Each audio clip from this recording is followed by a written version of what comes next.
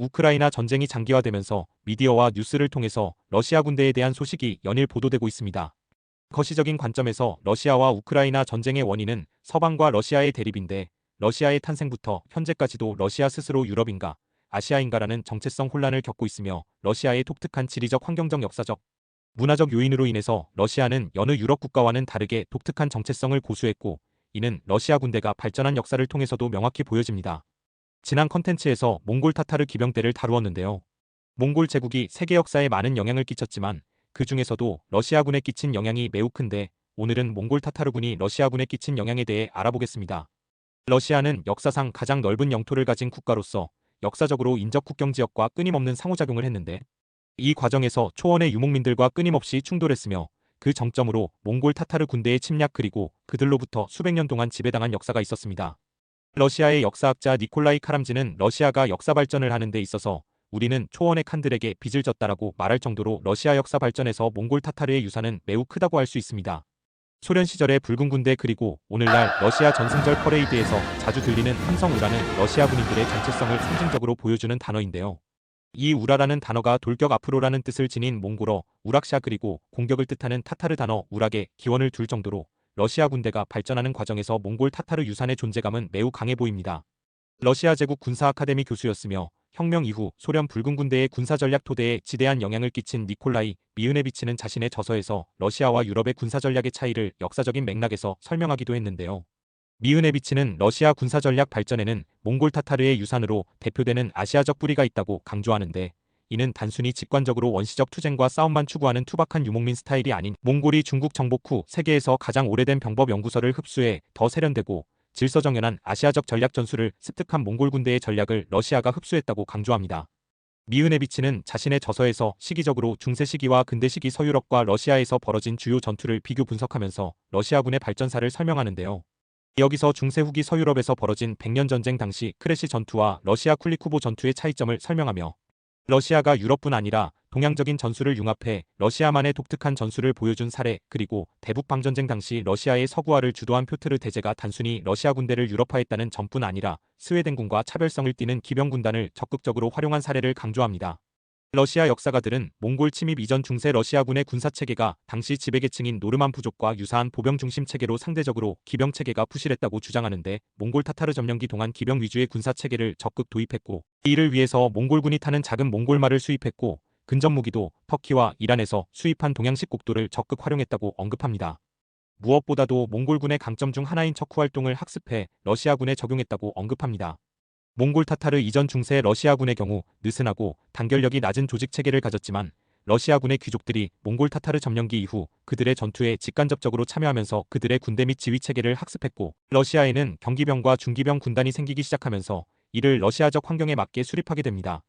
러시아가 몽골 타타르 강점기를 끝냈음에도 초원의 싸움 방식은 러시아군에 오랫동안 보존이 되었는데요. 러시아군에는 슬라브계 민족뿐 아니라 칼미크, 타타르, 바시키르, 코카서스 산악민 같은 아시아계 민족들이 비정규군으로 활약하며 아시아적 유목민 전투 방식을 보존해 나갔으며, 러시아군도 그들의 장점을 적극 받아들였습니다.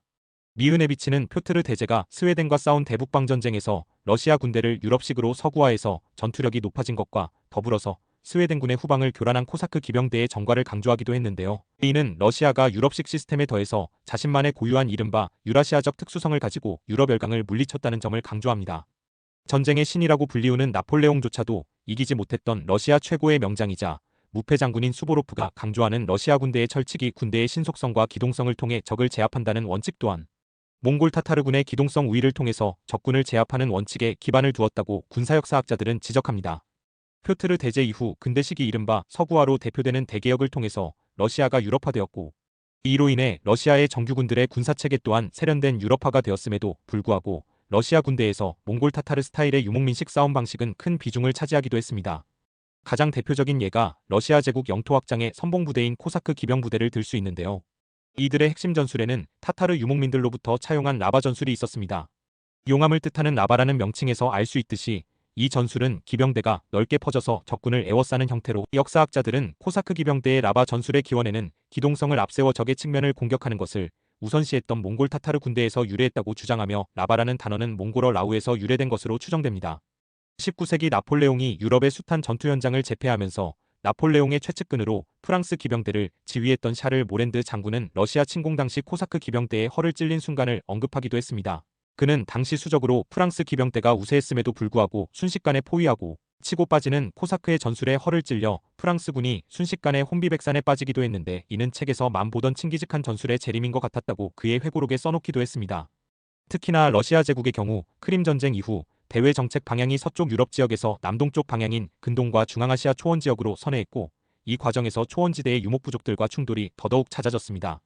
이 과정에서 러시아군 수뇌부들도 유럽식 전술이 아닌 동양식 초원의 전술을 더욱 연구하고 그것을 러시아군에 맞게 차용하는 작업을 활발히 했습니다.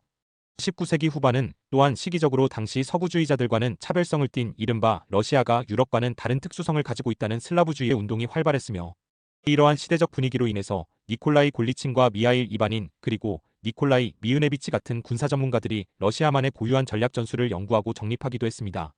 이렇듯 코사크 기병군단으로 대표되는 러시아가 보여준 유목민식 싸움 방식은 7년 전쟁, 나폴레옹 전쟁 그리고 러일 전쟁의 주요 전쟁 무대에서 효과가 입증되었습니다.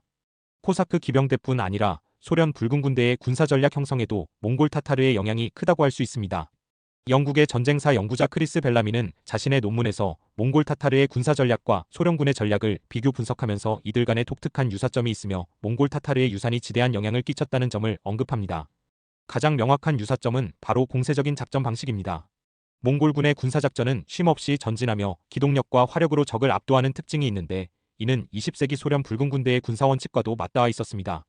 그들의 군사교리는 무엇보다도 공세를 통해 주도권을 잡고 그 기세를 계속 이어나가는 데 있었습니다. 특히나 기동력을 중시하는 두 군대의 특성상 겨울철 작전을 선호했다는 점을 언급하는데요. 몽골군과 소련군이 활약했던 전투 시기가 공교롭게도 빠른 이동과 진군이 용이한 동계 기간이라는 점을 언급합니다. 또한 벨라미는 논문에서 몽골 타타르군과 소련군의 군사체계를 놓고 거시적인 군사전략과 미시적인 군사작전의 상호관계에 대해서 언급했습니다. 전쟁을 하는 데 있어서 거시적인 전략적 목표를 엄격하게 고정시켜 놓지만 그 과정에서 벌어지는 군사작전에 있어서 지휘관들에게는 융통성과 자율성을 부과한다고 벨라미는 언급했는데 이는 몽골 타타르 군대가 그랬던 것처럼 소련군 또한 전술적인 군사적 목표는 확실하게 못 박아두지만 군사작전을 하는 데 있어서 지휘관들에게 융통성과 자율성을 보장했다고 말합니다.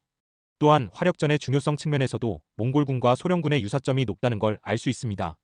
현대 기갑전의 이론을 정립한 영국의 저명한 군사역사학자 바실 리데라트는 중세 기병들의 역할을 현대전에서는 탱크와 전투기가 대체했다고 언급하기도 했는데요. 전쟁사학자들은 몽골군의 강점이 맨파워보다는 화력에 대한 비중이 컸다고 설명하는데요. 몽골 기병은 40에서 60개의 화살을 소지하며 전투시 화살세례 및 공성무기를 적재적소에 활용했는데 소련군도 이와 유사한 접근 방식을 채택했습니다. 소련군의 전략에서 화력의 우위성이 중요하게 명시된 것에서 알 수 있듯이 소련 붉은 군대가 군사작전을 하는 데 있어서 전차부대와 포병의 역할이 컸으면 이는 중세시기 초원의 몽골군이 운용한 기마 궁수들과 공성장비의 역할과 평행선을 달리고 있습니다. 그렇다면 보급체계는 어땠을까요? 몽골군은 가벼운 보급으로 빠르게 진격하는 것으로 유명했습니다. 그들은 무거운 보급 수송대를 끌고 다니지 않았고 현지에서 보급을 조달하며 빠르게 이동했습니다. 소련군도 유사한 방식으로 필수적인 연료와 탄약만 휴대한 채 신속하게 진격하는 것을 선호했습니다. 오늘은 몽골 타타르군이 러시아군에 끼친 영향에 대해서 살펴보았습니다. 러시아 우크라이나 전쟁이 장기화되면서 우리는 뉴스와 미디어를 통해서 러시아군에 대한 소식을 계속 듣지만 정작 역사적인 맥락에서 러시아 군대가 어떻게 발전했는지 모르는 경우가 많았습니다. 이 컨텐츠가 러시아 군대의 특수한 역사를 이해하는 데 도움이 되길 바랍니다. 영상이 마음에 들었다면 구독과 좋아요 부탁드리겠습니다. 다음에도 의미 있는 컨텐츠로 찾아뵙겠습니다. 감사합니다.